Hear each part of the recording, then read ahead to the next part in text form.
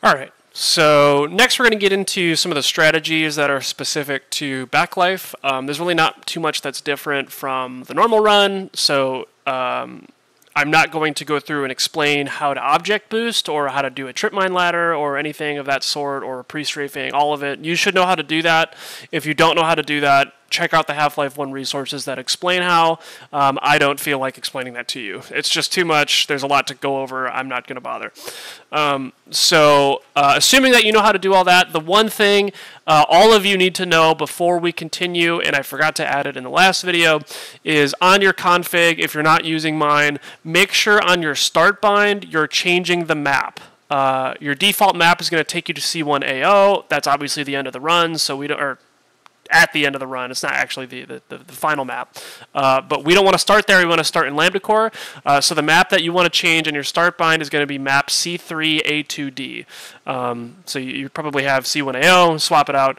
Yeah, make sure you do that, because otherwise your start bind is going to not take you to the right place. But yeah, the main strategy that I need to cover for people who play scriptless Half-Life 1 is going to be the Quick Gauss, and then I'm going to cover some weird quirks that happen throughout the run as well.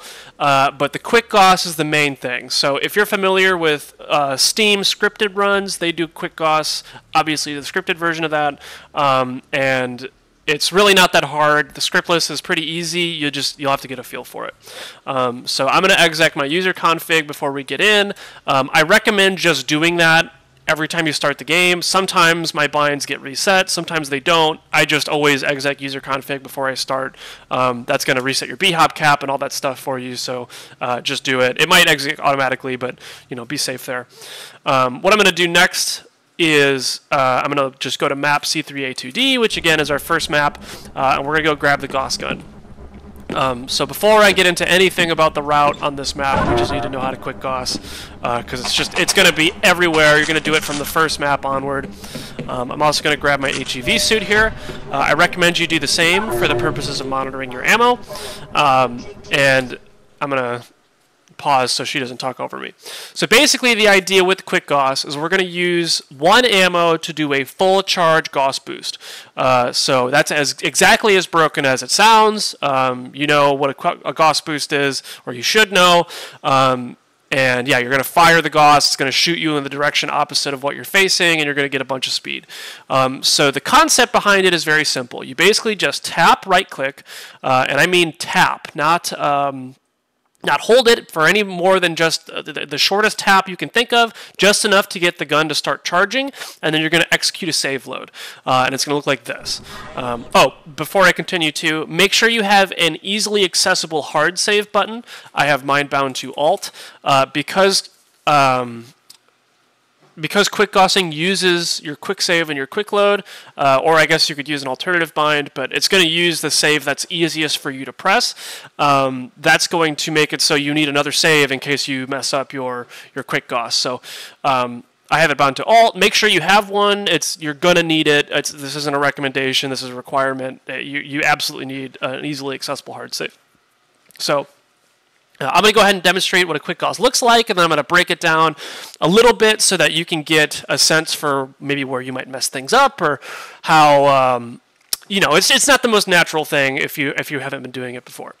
So the idea is, again, just tap right-click, save load, and launch. If I don't jump, of course, I don't get to maintain that speed, but that's really all there is to it. It's just tap right-click, I'm not holding it, and then I do a quick save load, and there it goes. And if I time a jump right after I come out of the load, then I get to preserve that speed, right? And if I run backwards before I jump, then I get even more speed in that direction. So an important thing to note about the Quick Gauss, and what's going to make it much easier for you, is to understand the timing of the Quick Gauss. So if I just tap right-click, again, I'm not holding it for any time more than I need to, just the quickest tap I can manage. There's a little bit of a delay before the gun fires. I tap, and then the little coil in the middle spools up. It probably takes about a half a second, and then the gun fires. So that timing is consistent. Every time you do a Quick Gauss, the amount of time that will pass in-game between you making the input on right-click and the Gauss beam actually firing will never change. That in-game timing is consistent, but what is going to change is when you execute the save load in between the two inputs, right? So if I right-click and then immediately save load, then I'm going to have a second to run in the direction I'm trying to boost before the Gauss fires, right? Whereas if I pause for a second and then do the save load, the Gauss gun is going to fire almost immediately after I load the save. So let me give you an example. So I'm going to save load right after I right-click. And you see there's a little pause after I come out of the save, right? So that means I can run backwards and do a crouch jump and get the maximum amount of speed allowed.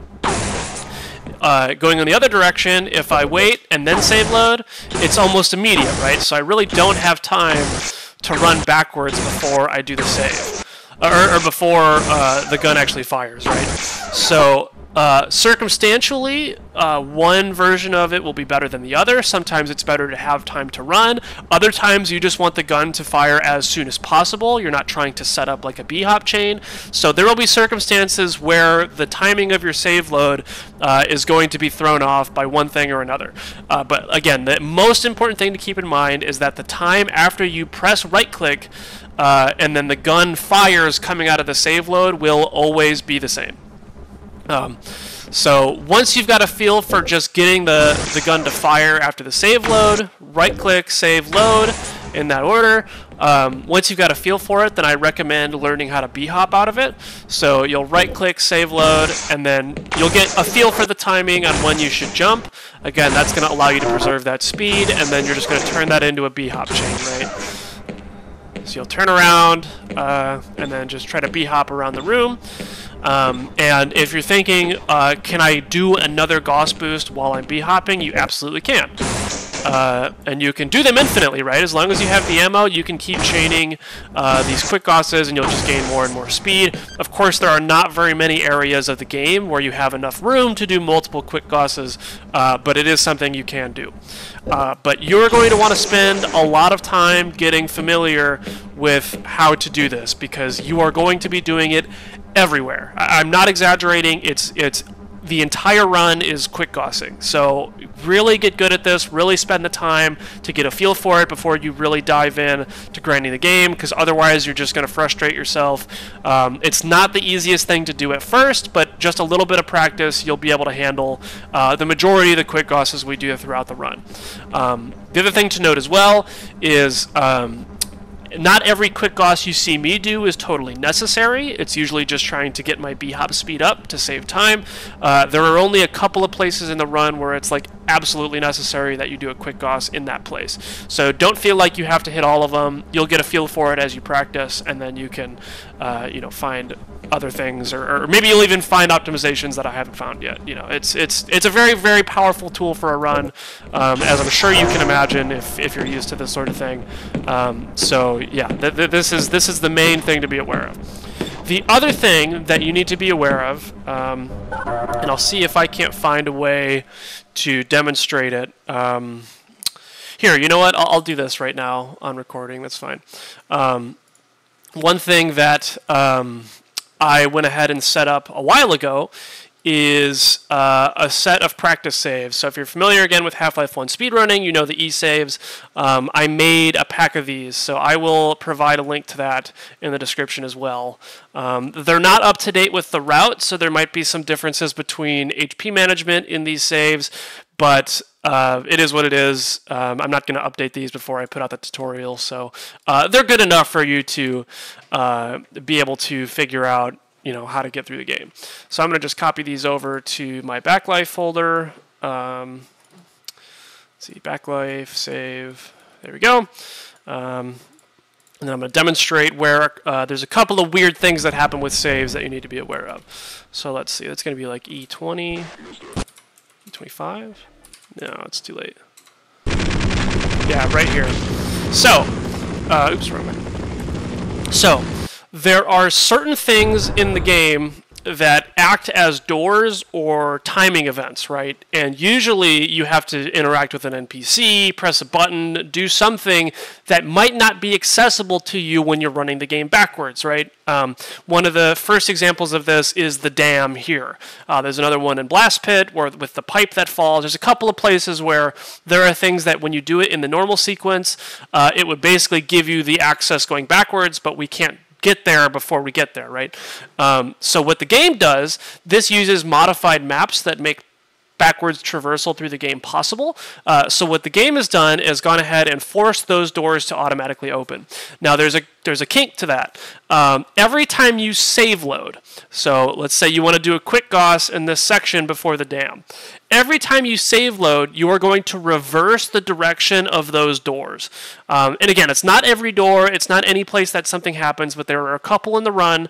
And if you mess up a quick Gauss or use an extra save, you're going to be wondering why you can't move through parts of the game. So I always recommend, if something is suddenly not open, just doing a save load, one save load, and seeing if it's open now.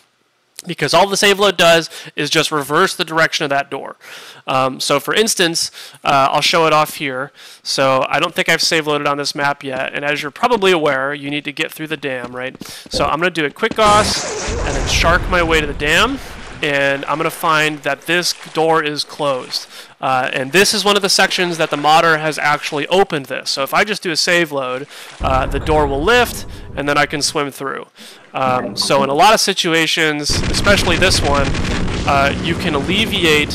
Actually, I'm going to turn down the volume a bit. Or like that. You can alleviate this being a problem by just doing an extra quick Gauss, right? So if I do a quick Gauss to start and then do another quick Gauss, then I pass through. So anywhere where there's a door or something that moves and it's suddenly not allowing you through, try a save load and that should take care of it. I think that's everything that you need to be super aware of that I won't cover in great detail during the run. I'll probably mention the save load thing again, but I won't spend a ton of time on it. But yeah, now we can finally get into the strategy and actually how to get through this game.